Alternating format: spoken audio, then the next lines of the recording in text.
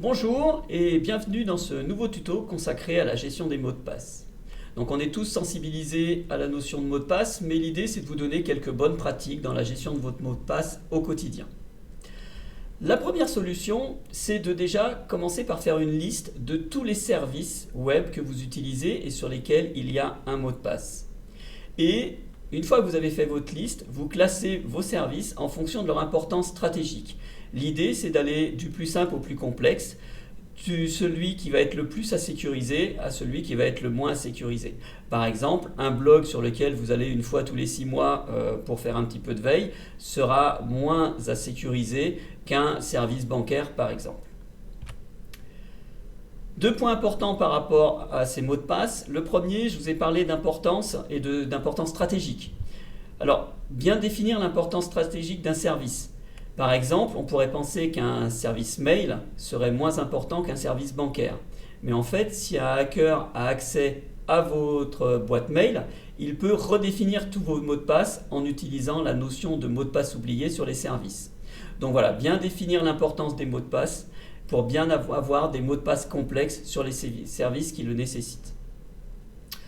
Ensuite, on évite la validation d'un service par un compte Facebook, Google ou autre, parce qu'en fait, c'est souvent proposé lorsqu'on crée un compte dans un service. Le problème, c'est que si vous faites ça et que votre compte Facebook, Google ou celui que vous avez utilisé est piraté, la personne aura accès à tous vos services. Donc on évite de synchroniser en quelque sorte, de raccrocher son compte à celui d'un service tel que Facebook, Google. Comment on fait du coup pour créer des mots de passe qui vont être pertinents? Un mot de passe, c'est quelque chose qui va être facile à retenir et difficile à trouver. Donc pour vous, on évite les mots de passe trop simples, c'est-à-dire les noms, les prénoms, les lieux de naissance, les noms des animaux de compagnie, etc. etc. parce qu'en croisant avec les réseaux sociaux, on retrouve facilement ce type d'informations. On évite aussi les mots de passe trop complexes, parce qu'en fait, si vous avez des mots de passe trop complexes, et en quantité importante, vous ne vous en rappellerez pas et du coup le réflexe, ça va être de les noter quelque part sur un carnet, sur un post-it, sur un fichier sur votre ordinateur. Donc en fait, on arrive à les stocker sur une solution qui n'est pas du tout sécurisée. Comment faire alors? Première méthode, on va dire, alors il en existe d'autres, là c'en est juste une qu'on vous donne comme ça à titre d'exemple, c'est de créer ce qu'on appelle un corps complexe. Un corps complexe, c'est des mots, des noms propres qui vont être rassemblés et séparés par des caractères spéciaux par exemple. Donc là, l'exemple qu'on vous donne, c'est puis, pourcent, 5, maison, dièse. Donc ça, c'est un corps complexe. Ce corps complexe, vous allez à l'intérieur mettre des majuscules. Sachant qu'on évite de mettre les majuscules au début, puisque c'est ce que tout le monde fait, et que du coup, pour sécuriser un petit peu plus, on met les majuscules à l'intérieur du corps complexe. Donc ce corps complexe, il est difficile à trouver pour quelqu'un d'extérieur, mais il est facile à retenir pour vous parce que c'est toujours le même. Ce corps complexe, vous allez pouvoir le personnaliser par service. Vous allez prendre la première et la dernière lettre d'un service et vous allez insérer la première et la dernière lettre à l'intérieur de votre corps complexe, ce qu'on voit en rouge ici. Par exemple, là, ce serait le corps complexe agrémenté des mots de Facebook. Donc on aurait le F majuscule et le K majuscule, première et dernière lettre de Facebook.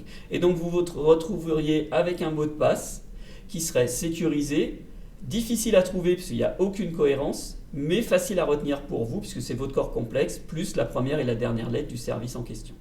Ça, c'est une première technique que vous pouvez essayer de mettre en pratique chez vous au quotidien. Deuxième solution, c'est de passer par un gestionnaire de mots de passe. Donc un gestionnaire de mots de passe, c'est un logiciel coffre-fort dans lequel vont être stockés tous vos mots de passe. Ça vous permet de créer vos mots de passe et de les stocker.